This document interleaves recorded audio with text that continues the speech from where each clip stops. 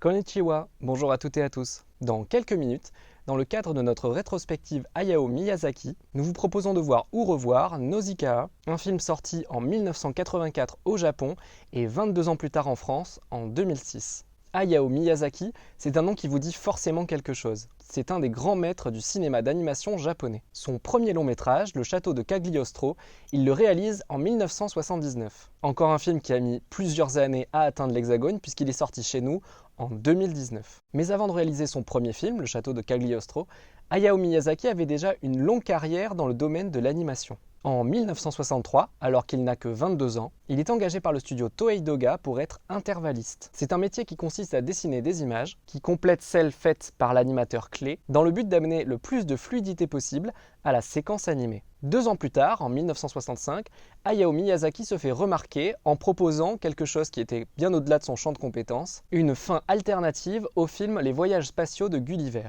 Mais son audace fut payante puisque cette fin fut acceptée et lui permit donc de décrocher un poste d'animateur clé, le grade au-dessus de celui d'intervalliste. À la fin des années 60, Hayao Miyazaki intervient sur le film Horus, Prince du Soleil, le premier long métrage d'un pionnier de l'animation japonaise, Isao Takahata. Tous les deux continuent de collaborer par la suite, à commencer par le court-métrage Panda Petit Panda en 1971, qui est le premier scénarisé par Hayao Miyazaki. Et surtout plus tard, en co-créant un studio d'animation célèbre qui s'appelle Ghibli. Mais j'y reviendrai dans un prochain épisode. Venons-en pour l'heure au film que vous allez voir, Nausicaa. Je vous le disais, le film est sorti en 1984 au Japon. Mais il est en fait adapté d'une série de mangas du même nom, créée par Hayao Miyazaki lui-même, débuté en 1982 et qui existera jusqu'en 1994. Devant le succès de son manga, le dessinateur s'était vu proposer une adaptation en court-métrage de 10 minutes qui aurait été diffusée en avril 83 lors d'une remise de prix. D'abord opposé à toute adaptation de son manga, Hayao Miyazaki se laisse convaincre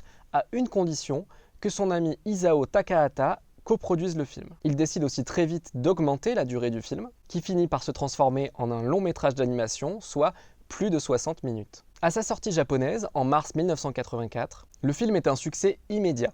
900 000 personnes se pressent pour venir le voir, ce qui est, pour ce genre de film, un exploit. Et surtout, chose étonnante, le film attire un public qui n'était pas forcément sa cible au départ, à savoir les enfants.